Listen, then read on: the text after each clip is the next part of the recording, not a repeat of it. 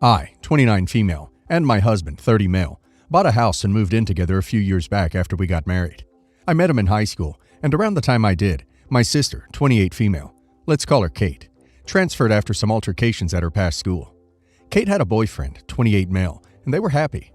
Once I started seeing my partner more often after we graduated, she started showing interest in my partner. It was pretty obvious that any time I invited her over for sister time and my husband would have been gaming upstairs, she would go upstairs and try flirting with him. I saw this happen over and over again, and I didn't want to call her out on it just yet. I invited over my whole family for a family dinner, and I told Kate she could bring her boyfriend, and she said they weren't together anymore. No comment. The day comes, and the dinner is ready, and I decided to start some conversation. I said, "Kate, where's your boyfriend?" "That's right, you're not with him anymore, so you flirt with my husband." Everyone's jaw dropped in shock, and my sister looked stunned. At the time, like always, my mom sided with Kate and felt bad for her. They got up from the table and went upstairs together, and you could hear Kate crying. Nobody else thought I was in the wrong, so we kept eating and talking about other things. After a good half hour, I excused myself from the table to see what they were doing.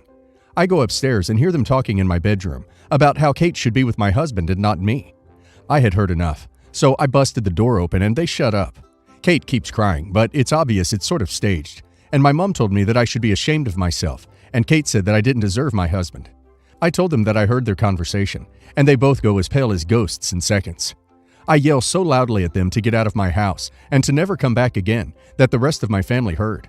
My husband's always been that laid-back, chill sort of person and shows no interest in my sister, but found it very uncomfortable that my sister was flirting with him. Am I the a-hole? Who the duck are these people calling you the a-hole? She's been with her husband since high school, and her sister tries to take him? She eventually would have tried to escalate this if you hadn't stopped it. What the duck is wrong with people? Good for you for finally standing up. Your mom is a double a-hole for what she did. You're most definitely not the a-hole. Not the a-hole. If Kate didn't want to be called out and embarrassed, she shouldn't have knowingly flirted with a married man, much less her sister's husband. The fact that her and your mom said your husband should be with her is revolting. These "you're the a-holes" are wild. How is OP the insecure and spiteful one when her sister can't even be bothered to get her own man? Why should OP treat someone that blatantly disrespectful with respect? Not the a-hole, especially if the conversation between your sister and mother happened. I wouldn't be around sister. I, 37 male, and my wife, 33 female, have no children. We live in a small 2-bedroom house with the second bedroom converted into a game room, office for us. My sister, 32 female, and brother-in-law, 35 male, have 2 kids. Nephew, 8 male, and niece, 9 female. Both are great kids, love them, and would do anything for them. We've babysat for my sis and brother-in-law before, and had no issues until recently. On April 7th, Good Friday, brother-in-law got a call that his sister, 28 female, was in a near-fatal car accident, along with 2 of her friends. She had to be airlifted to the hospital. They weren't sure if she was going to make it, so family members were being called in to say goodbye and support the rest of the family. This happened across the state we live in. Sis texted me around 10:40ish that night, asking if I was awake, then called to explain the situation. She then asked if I would babysit the kids over Easter weekend while they traveled across state to be with brother-in-law's family. I told her no, I couldn't. I work in a steel manufacturing plant. She knows this, on a rotary shift, and after Easter on Monday, I would be starting the overnight shifts. I told her that I was going to sleep during the day on Saturday and Sunday and get accustomed to being on 3rd shift. When she asked if my wife would be willing, I again told her no, since she's going to be doing Easter stuff with her side of the family. When she asked why I couldn't sleep in on Sunday, or why couldn't my wife take the kids with her to the Easter stuff, I snapped back at her that I gave her 3 reasons why. That 1, I wanted the weekend to adjust my shift and sleeping schedules, and couldn't do that in one day. 2, my wife wanted to spend Easter with her side of the family. And finally, that no is a complete sentence and that's final. She got pissed, said we'll talk later, and hung up. They took the kids, and on the way, sis texted me that I'm an a-hole for not taking their tragedy to heart, for not helping them in their time of need, that it wouldn't have killed me or my wife to miss a day of sleep or take the kids with her. And brother-in-law's pissed at us. He prays we don't have an emergency and need him, 'cause he'll say no, and he'll want to sleep in. I haven't responded, and we're currently not speaking to each other. Going to add, when sis called, my wife was asleep to get up early in the morning to do her family things. Our parents live in another state. Our other brother lives in another country. I don't know why she didn't call any of their friends when I refused. So am I the a-hole for not babysitting my sis's kids in their time of need? You're the a-hole. It was a family emergency and his sister was nearly killed. But heaven forbid you should lose a little sleep, or your wife have to include some children in her Easter plans. How do you not see that you're the a-hole? You're the a-hole. I cannot even begin to imagine how terrified your brother-in-law must have been hearing that his sister had to be airlifted to the hospital. The family were literally going to say goodbye. An emergency like that is far, far more important than sleep. And I'm wondering whether or not your employer would have given you time off for this kind of emergency. If that wouldn't have been possible, would it really have been so much of a hindrance for your wife to take them with her to partake in Easter activities? I can't imagine my siblings behaving like this if my husband's family had some kind of emergency like this. How horrifying. Good luck to you if you're ever in an emergency and need their help. This isn't a small emergency. This is a relative potentially dying and people trying to say goodbye. You're the a-hole. Both are great kids, love them, and would do anything for them. No, you wouldn't. You wouldn't even ask your wife if she would take them with her. So my 22 female sister Iris, 38 female, has 2 daughters, 5 and 7. From the time they were born, I've been helping my sister take care of my nieces. Iris has a husband, David. David doesn't do much in raising his daughters, so I've had to pick up the slack since both the kids were born. I think it's important to note that he has a regular 9-to-5 job at a bank, and Iris is a doctor and works double the time he does. I've had to cancel so many plans, trips, etc. to take care of my nieces when my sister was busy. But David was available. 90% of the time my sister would call me over to babysit. David would be watching sports or hanging out with his friends. I didn't have the guts to say anything when I was younger, so I just shut up about it. Now my sister is pregnant with her 3rd child. While I'm excited for her, I'm dreading it. The 2 girls are at an age where now it's gotten a bit easier for me to look after them alone. I can't imagine having to take care of 3. I told my sister she's going to have to tell David to step up, now that I have a job and not much free time. She said, "What's the point of that comment?" I said I've been doing David's share of parenting for 7 years, so she needs to tell him to do more because I won't be playing dad again. She got really mad at me and said she trusts me to look after her nieces because women are naturally better at it than men, which is why the village just consists of women and girls. I said while I'm happy to be her village, I refuse to be a parent to her kids. She hasn't spoken to me in a week. Not the a-hole. Your sister and David made the choice to have these kids, not you. You aren't a parent or their free on-call babysitter. You have your own life to live that doesn't revolve around hers, and she needs to learn that sooner than later. Iris needs a serious wake-up call because if she can't trust David to care for his own children, then she either needs to get a divorce or pay for an actual babysitter. Not the a-hole. Good for you for standing up for yourself. Don't worry about your sister giving you the silent treatment. She'll call as soon as she needs free childcare. Not the a-hole. I'm blown the duck away that her husband can't watch his own kids. Every once in a while, sure, but it's clear you're expected to help with their children. You did nothing wrong, and I'm proud of you for setting a very reasonable, healthy boundary. I've been married to my husband for 5 years, and we have always had a great relationship with his family. However, his sister-in-law, Lisa, has 2 children who have become increasingly difficult to be around. The kids are 5 and 7 years old and are allowed to do whatever they want without any consequences.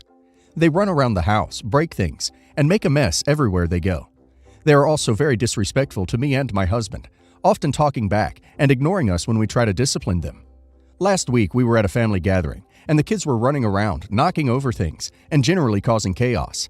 I finally had enough and asked Lisa to do something about it. She just shrugged and said, "They're just kids, let them have fun." I then said, "I think it's time that you start disciplining your children. It's not fair for them to run around and destroy everything, and it's not fair to us to have to deal with it." Lisa got upset and said that I was overreaching and that she was doing the best she could. Later that night, my husband's brother pulled us aside and told us that we hurt Lisa's feelings and that we should have been more understanding. He said that Lisa has been struggling with depression and anxiety and that it's been difficult for her to keep up with the kids. I feel bad that Lisa is struggling, but I also feel like her lack of discipline is affecting everyone around her. I don't want to be the one who has to clean up after her children or constantly deal with their bad behavior. So am I the a-hole for telling my sister-in-law that she needs to discipline her children? Not the a-hole. It's better to discipline children at an early age than to regret it later. Not the a-hole. It sucks that she felt uncomfortable, but her poor parenting has led other people to have really uncomfortable experiences, and their stuff to be straight up destroyed. She also demonstrated that she thinks it's acceptable behavior by trying to excuse her inaction by saying they're kids, as if kids are incapable of behaving. Not the a-hole. If the children are disruptive and damage things, it needs to be addressed sooner rather than later for everyone's sake. Maybe brother-in-law should be the one to keep up with the kids if sister-in-law is unwell. My husband, male 30, and I, female 27, are preparing to buy our first home. We both work full-time, making above minimum wage, but not enough that either of us can get a home with our single income. Yesterday, in a conversation with the bank, we were informed that there are 4 collection accounts in my husband's name, all going back to 2018, power, internet, and 2 credit cards. After a few hours, we were able to link each of these accounts to his father's previous address. The bill is just shy of $6,000. After multiple conversations, we have realized the only way to clear this debt from causing issues to his credit rating is to file a police report for fraud. His father died suddenly last September, and my husband doesn't want to tarnish his father's name and is afraid his family will look down on him for doing this. He is on the fence of how this will look if it gets out. I look at it differently. We took a massive hit paying for the funeral. Father-in-law had no money and no life insurance. I know it's his dad, but he will be years recovering from the implications of this. None of the recovery agencies are willing to give us a bill paid in full, and even if we do pay this debt, we will lose the down payment we have busted our behinds to raise again over the past 7 months. We aren't even close to having the buying power we had last September because we only saved about half of our original down payment. So am I the a-hole for asking him to make the police report? It's not an ideal situation, but how much more can I let his father's poor financial decisions in life impact our future, especially now that he's gone? Not the a-hole. He tarnished his own reputation by committing identity theft and fraud. You're living and need your credit cleared. Dead guy doesn't care anymore. Don't bother telling the family. They likely will never even know about it unless you tell them. Not the a-hole. The man in question is dead. Nothing there to tarnish. And you shouldn't be required at the expense of your finances to sweep their bad choices under the rug. If you can file a police report on a dead person, then go ahead, because no one else needs to know about it. It's because of an issue your father-in-law caused, and it will save you money that you shouldn't have to pay. I say not the a-hole. Ultimately, it's your husband's decision, since these are in his name. With my late wife, I have 3 kids, 12 female, J, 11 male, and 7 female. My late wife passed away when our youngest was 7 months old. I've always known that Jay is biologically not mine. We temporarily split just after our eldest was born. We were both young and stupid at the time. During the split, she had a one-night stand which resulted in Jay. We reconciled just before she found out she was pregnant. It was clear that he was not mine biologically. He is white with light brown hair and green eyes. His mother was half Indian and half white. I'm black. As far as I'm concerned, Jay is my son. I'm on his birth certificate. I fell in love with him the moment he opened his eyes. I love him like I do my daughters. I've never sat Jay down and told him I'm not his dad. I've been married to my new wife for the last 18 months. Her son, W, 15 male, moved in with us 6 months ago. He used to live with his dad, but after a series of disagreements with his stepmom, it was decided he would come live with us. Since he has been living with us, it has been a difficult adjustment. W and Jay have been at loggerheads because W thinks he should have Jay's room, as it is bigger and has a big TV and PS5 in it because W is the oldest. My wife has tried suggesting that we swap the rooms, but I've refused, as this was Jay's room long before they moved in, and I'm not making Jay move rooms because W wants the room that is 6 feet longer than the room he is in. On the weekend, I came home from running an errand with my youngest to Jay and W arguing, with W telling Jay that I'm not Jay's bio dad, so that Jay doesn't need to listen to me. W called Jay an idiot for thinking that someone like me could be the father of someone as pale as Jay. Jay was completely heartbroken at hearing this. I've spent the weekend reassuring Jay that as far as I'm concerned, that he is my son, but I have also explained what happened and that I would support him if he ever wants to search for his bio dad. I told Jay that there's nothing that will stop me from loving him like I do his sisters. I was angry with W for telling Jay this, and I told him that he was grounded for the next month because that was an incredibly cruel thing to do. I've also confiscated the family games console from the living room. The girls don't play it. Jay plays on his own. Only W and I use it. And have told him that I will not be putting it back for a month. My wife is angry that I've grounded W, saying that it's not my place to punish him, and that Jay would find out I'm not his bio dad eventually, as it's obvious that I'm not his dad. She wants me to put the games console back and unground him. Am I the a-hole for grounding my stepson? Edit. Yes, I know that Jay should have always known that I'm not his bio dad. My late wife didn't want him to know when she was alive. She didn't want him or our girls to think less of her for it. However, when she died, my son struggled a lot with her death, and still struggles, but is working through it with a therapist. He struggles with feelings of being abandoned by his mother, and I didn't want to add to that. I'd been thinking of telling him soon, as he is in a better place thanks to his therapist and his counseling. Not long after I made this post, my 9-year-old Elle came in and asked if I could change her bedding. She's got a stomach bug and had vomited in bed. In changing her bed, I discovered she had pictures of her mother under the bed. I asked her why these were under the bed, and she admitted she had pulled them out of the recycling because she had seen wife throw them out. Apparently, my wife threw them out as she didn't want to see any pictures of Elle's mother. Elle also told me that my wife didn't like them talking about their mother and wants them to refer to wife as their mother. I was upset when I heard this, as I had made it clear to wife when we started getting serious that I didn't want her to be a replacement for their mother. I wanted a partner who would help in raising them, something I thought she understood. Some Redditors have asked if we have a prenup. We do. This caused a lot of arguments at the time, as I refused to progress with marriage until we had a prenup.